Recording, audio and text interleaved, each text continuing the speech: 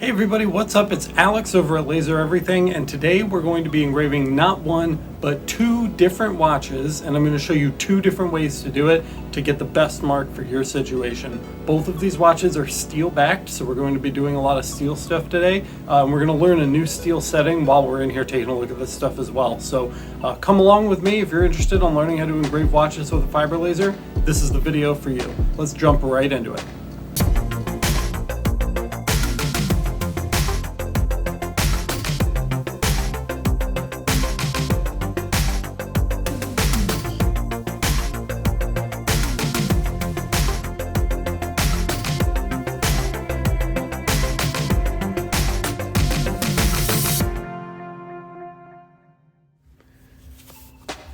So the very first thing we have to do before we can start engraving these watches is we need to get them opened all the way up so that our fiber laser can actually engrave on the backs of these watches here. And if you have a watch that opens all the way up already, a normal watch band, then you're good to go. You can skip this part. But for everybody else, what we are looking for is right here. These little up arrows, those are the directions that the pins that keep these in exit. So you can see this little pin right here is already peeking out right there out of the top, so that's the direction it's going to exit. So we're just going to take our mini screwdriver and we're going to insert it into the end here, and we're going to give it a little bit of force, just enough to get that pin to start exiting, and then we can grab it and pull it out, and there we go. So there's our pin, and we're actually going to go ahead and put it right in here for safekeeping, so that we don't lose that. And there's our first watch. We now have access to the back of it, and it's ready for engraving. So you could go about doing this watch the same way right there. So we've got our little up arrows, but I found these pins to be a little resistant, so I'm actually going to show you the second way to do this. It's far more common on men's watches, and what we need is in our little screwdriver kit right here. If you don't have one of these, I have a link to them down in the description, so you can go ahead and check that out. It helps support the channel. And what we want is a flat one. So this bit right here has a nice flat head on it. It's nice and small, so that's going to do excellent for this job. And what we're looking for here are just these tiny little hinges right here, and you should be able to slip the screwdriver down inside and you just press it down, so you're depressing it, and then this will slide right out. You want to be careful because sometimes these are spring loaded, and you don't want it to bounce away on you. And you can go ahead and pull that out. There it is. And we're going to put this in the same exact spot because we don't want to lose it. So we'll drop that right in there. And now we have two open watches ready for engraving and good to go. So again, great tool right here. This really helps with the watch situation. If you work with watches all the time, you probably have better tools to do this, but for me, who just does them occasionally, this does everything that I need it to do. So we've got our two little like watch retainer pins down in there so that we don't lose them, and they're going to stay there until we're ready to put these watches back together. So with that done, we can take a couple measurements and then move into Ezcad. All right, so with our watches opened up and ready to engrave, we have to take a couple measurements. We're going to take two measurements for each watch, and we're going to do it with these digital calipers. If you don't have one, again, link in the description, helps support the channel. Calipers are must-have for every laser engraver, so you're going to want to pick these up. So we'll go ahead and turn this on, and we'll measure our first one here. So the very first thing that we want to measure on a watch like this is the diameter. So we'll go ahead and get our diameter, and we're gonna just open this up until it touches just the odd ends there of the back of the watch. So we have a diameter of 13 millimeters here, there, so you can see that, there you go. And I have this one marked DW, so I've got DW over here, and we're gonna just write our diameter down 13 millimeters, and we'll need this, so we're gonna come back to it. The second thing we're going to measure is our obstacle, O. In this case, it is a kind of square area that we can't mark in, so I'm going to draw this square out real quick. We're going to put our D and our W inside, and then we've got a couple lines of text down here. We're just going to measure this thing as a whole. So I'm going to go ahead and take our first measurement, our height, and we want to be precise here. So we'll call that 7 millimeters high. and then our width. So we'll go ahead and get the width. And the WD is the widest part of this, so that's what we're going to measure. And I'll show you why we're taking these measurements. So there we've got 8 millimeters, about 8 millimeters wide. On the Nixon, we're going to do things a little bit differently, so we'll go ahead and move this one out of the way, and we'll bring the Nixon in. So again, the first thing that we're going to do is we are going to take our diameter.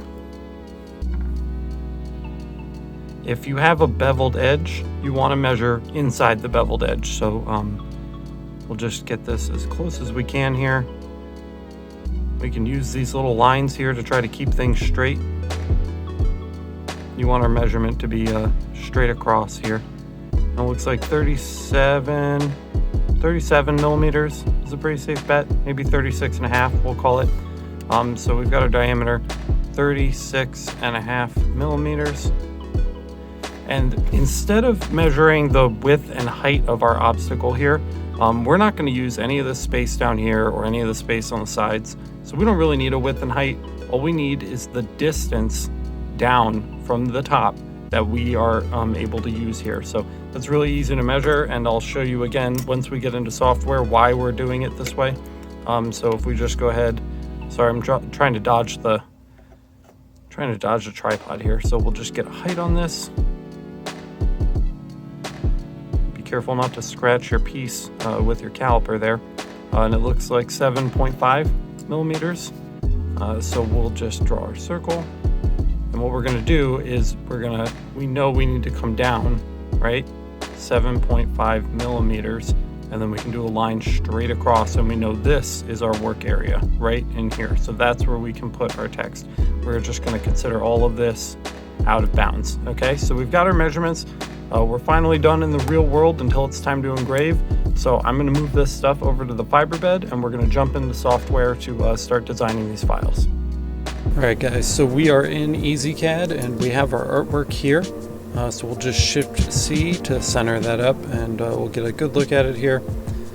So we're going to ungroup this first because it's come in as a vector file, so we'll ungroup. And then the next thing we want to do is just select our actual artwork that's going to be engraved onto this watch. So we'll select both there and group it and hatch it, and we'll come back and look at these hatch settings in a second. But first we need to get our watch lined up. So I'm going to go ahead and cut our hatched artwork, and we'll go ahead and light this.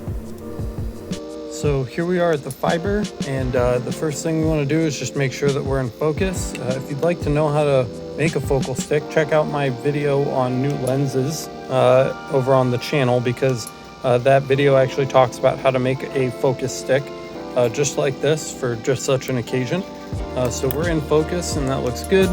And the reason we've added this extra vertical line is because now we can make adjustments based on the top and bottom there. I'm actually going to make this line just a little bit longer.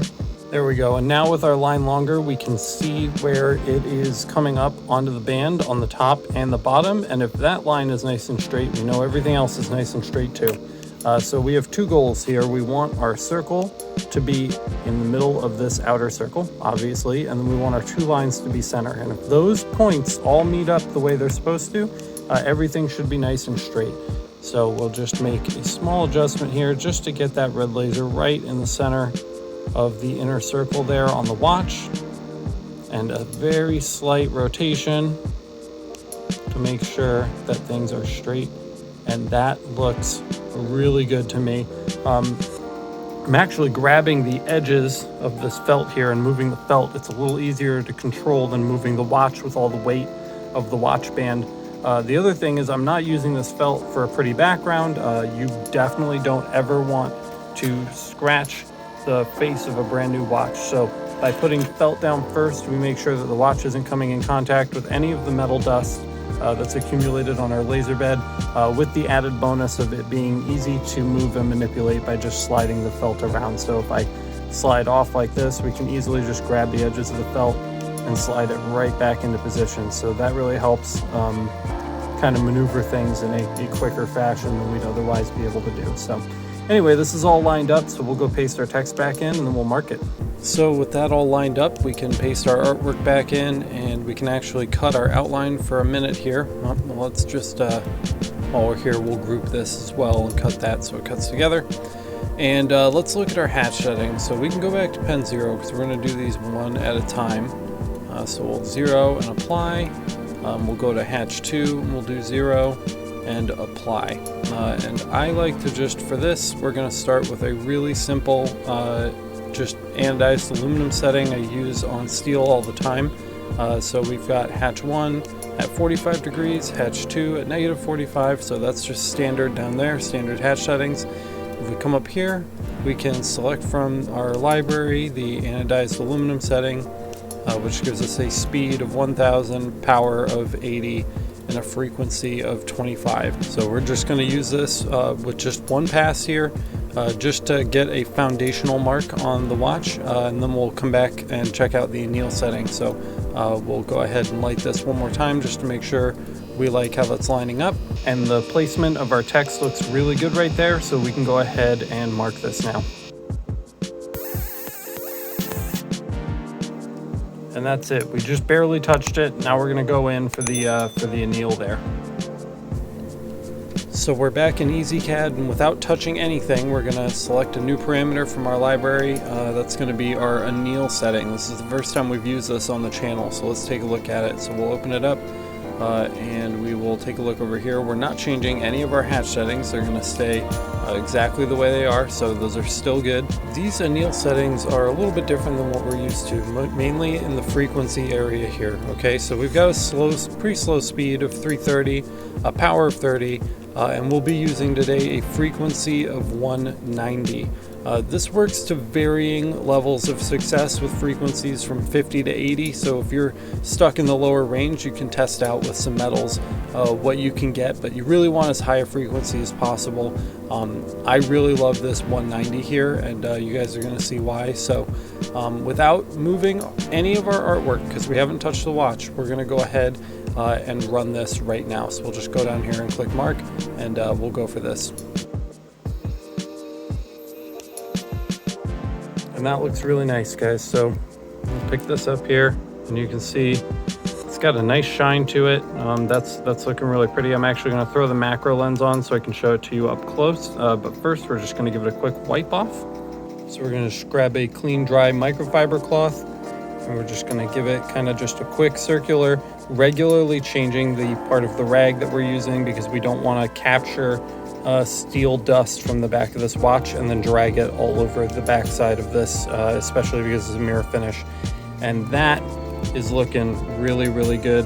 So let's jump over to the macro and I'll show you what that looks like. So here's our mark with the macro lens, guys, and that looks really good. You can really see how the anneal shines there. It reseals the metal, it protects it, and it gives it a really nice finish, and that's going to look nice for a really long time. And there's the final mark from just a normal view, and you can see it's nice, it's bright, and it's clear, and it looks really good back there. So I'm excited to give this to the customer, and we can go ahead now and move on to our second watch. So with our smaller watch out of the way, all that's left is the larger one, and we're going to try a brand new setting for this one as well that I've not done on the channel before, and that's just the steel white finish alone. I think we might have used it once or twice here and there as kind of like a secondary mark, but this one it's going to be the showrunner. So we can get rid of our old artwork here because we're done with that watch, and we'll paste in our new artwork, which I have ready to go. Shift C to center. And we have our arch here, which we're going to use to line up to the watch, so we'll cut over and check that out in a second. But I don't want to forget, first, our customer asked that we remove these quotes, so I'm just going to get rid of these. And then again, just like we did on the other one, I'm just going to select this text here. If we can get it without, we'll come this way, we'll get it without getting our outline in there. Group and hatch, again, just a standard hatch is fine. We don't need to change anything over here. And we'll come down to the parameter library, and we're going to select steel white finish, which is 762 by 20, by 45, and this is going to give us a nice bright white finish on the steel. But before we can do this, we have to cut our artwork out here, and we have to head over to the machine to line the watch up. So we'll just cut and light, and we'll go check that out. And we're breezing through this, guys, because this process isn't all that different from the one that we just did on the other watch. But here you can see that we've successfully taken our measurements when we were planning our drop here from the top, because that fits in just perfect along the top. So we're just going to use these capital letters on the word Nixon and make sure that we get our watch nice and straight, which it's looking to be now. And I'm happy with that. So then we'll go ahead from here back into Ezcad and drop our text back in, and we can run this mark as well. So with that all lined up, we can stop lighting, paste our text back in, remove our outline, and we're ready to mark. So we can go ahead and hit F1 just to double check our text and make sure that that looks good and that it all fits and we're not leaking over the edges anywhere. And I think that's a really nice fit. We can actually just bump that up just a little bit there, and that looks excellent. So with that all done, we can go ahead and we can mark this with the steel white finish.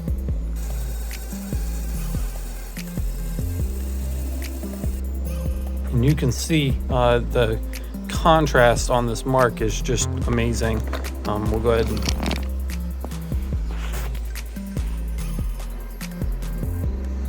I mean, look at that. That's so bright. It's just a perfect white mark on the steel there. I use this setting all the time, especially for things with this dark finish. You really get like a super nice pop right off the watch there. And this is going to look really great when the customer comes to pick it up. I think they're going to be happy with it. So it's time for the most stressful part here, guys, and that is going to be putting these watches back together. I've retrieved my pins from our little screwdriver set over here, so those didn't go anywhere. And the first thing that we're going to do is we'll start with the small one. The small one's going to be harder. So we're just going to bring this back around. And we want to note again these arrows on the watch band, and right now they're pointing up. That was the way it came out, so we want to go in the opposite direction. We're going to go against the arrows to put these pins back in. I also do just want to show you on the smaller pin here, if I can get it up here. There's a flush side, and then we've got a side with a bulge on it, and the bulge is going to go at the top because that's what's going to stop the pin from going further down inside. So here we can see the up arrows pointing up, which means we're going to go against those to get our pin back in. And we'll just grab our pin, and we'll make sure that the bulge is on the top, and we'll go ahead and insert that. Sorry, I'm trying to do this in a way where you can see it. We'll go ahead and insert that back in straight through the link there. And now you have to press it down, but you don't want to hurt the watch. What I like to do is get some leverage on it with something like a cardboard chip, and if that doesn't work, I do have a little piece of steel here that we can use to gain some leverage. But I'm just going to take this, I'm going to set it over the pin and then push straight down on it with my thumb. And that got us a little bit further in, but not as far as I want, so we'll go ahead and just finish this off with the steel. So I'm just going to, again, position the pin underneath the steel piece and just press straight down on it, and now we've got a nice flush pin, and you can't even tell that we've taken a link out of this. So this watch is done. That's it. We've completed the smaller watch here, and there's the engraving for the customer, and they're gonna really enjoy this. So we can set this one back in its box, and we'll move on to the larger one now. So it's time to move on to the larger watch here, and in theory this should be easier, but you can struggle with these if you're not patient, which is me sometimes. So we're going to do the same basic thing, but first we're going to take our band here, and we're going to slide our spring-loaded pin in, and then we're going to insert the pin into the first hole so that we've only got one pin here, and it's going to slip out like that multiple times. So the idea, you just get the pin back. The idea here is that the first pin is already in place, and we're just using something like this screwdriver with the really tiny flat head to to press this far enough and then slide it into place. And you want to be really careful not to scratch the watch here, but you do need to push that down to the point where it can slide back in to its little home hole over there. And sometimes you have to press pretty hard to get these to depress enough. I like using the little flathead for this. And again, guys, patience is key here so that we don't scratch anything or mess anything up. I like to kind of push on it with my thumb in this direction. That way, when you depress it the right way, it'll just slide into place there. You also want to be careful about releasing this, because as you just saw, it's spring loaded, so it will snap up and it can pop out, and that's going to be really difficult to find. So again, we're just going to kind of try to focus here and depress this so that it goes back where it belongs.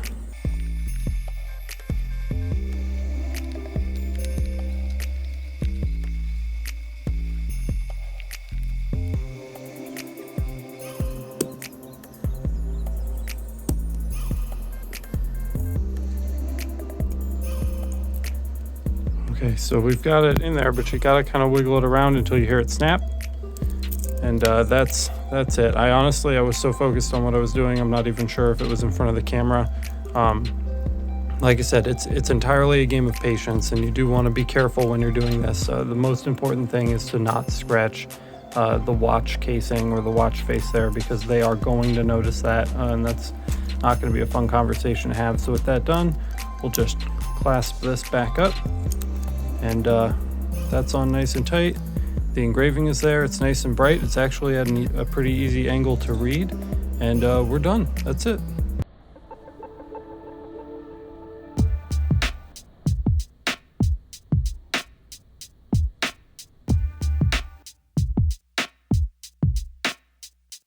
Hey guys, here we are again at the end of another video. I just wanted to take a second and thank you for watching. If you want to support the channel, you can check out Patreon in the link down below. It's a small couple bucks every month, and it helps me make new videos and get new stuff to review and show off and keep these coming out for you. I would also encourage you to join the Discord. It's really blossoming into a huge community where tons of people who are interested in lasers and creating in general have gotten together, and they're sharing tips and helping each other. It's exceptionally friendly. I'm really proud of all the people that are part of that, because they're making it a welcoming and fun place to be. So if you're looking for a place like that, this would be perfect for you. I hope you found this video about engraving watches useful. If you've got value out of it, don't forget to like and subscribe.